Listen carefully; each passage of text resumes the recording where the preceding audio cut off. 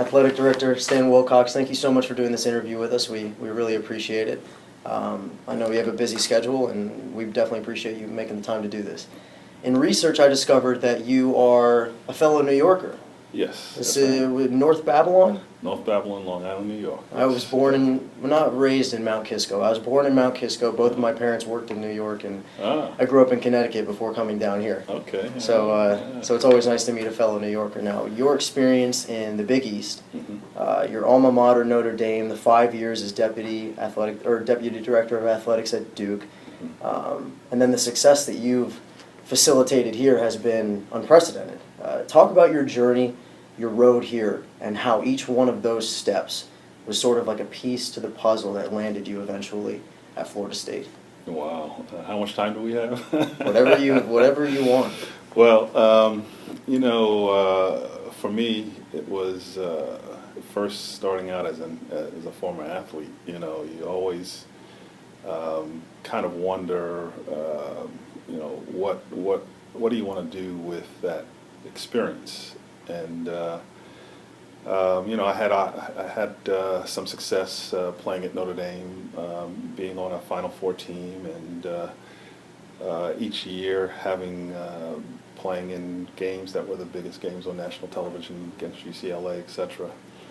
And then it comes to an abrupt halt when you graduate, and for me, I had a family at the time. I had my first daughter, and you really got to make a decision where you're going to do and what you're going to do. And so tried coaching for a little bit for 1 year at CW Post College on Long Island. And that experience for me was a good experience, but it told me that I wasn't ready to be a coach. I still wanted to play.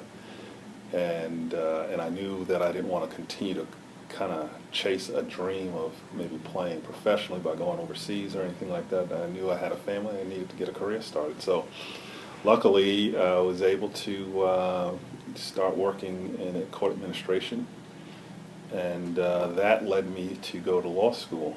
Back to your tenure at Florida State. Since you've been athletic director here, national championships in football and soccer, 10 ACC Coaches of the Year, 15 ACC titles, 150 All-Americans.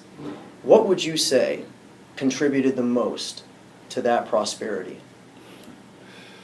Wow. Someone, when I first came here as athletic director and we won the national championship in football in the first year. That fall. Yeah, I kind of said jokingly to some of my colleagues, I said, this AD thing isn't that hard.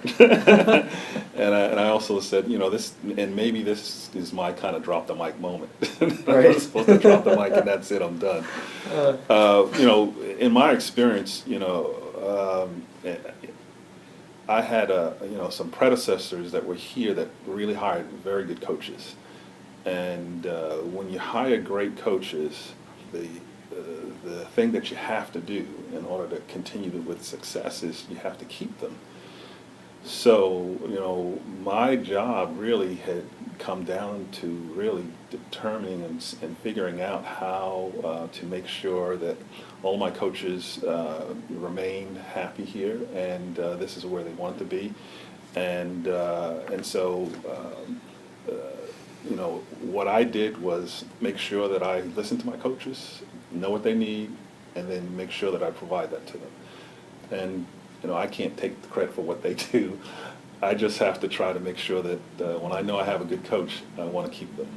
There's been facility improvements at Doak Campbell Stadium with the Champions Club and new player lounges, and at the Tucker Center with new locker rooms and improved seats.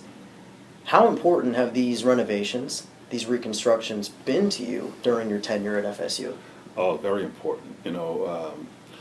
As I tell people, in order to be successful at the collegiate level, you have to be able to recruit the top talent across the country.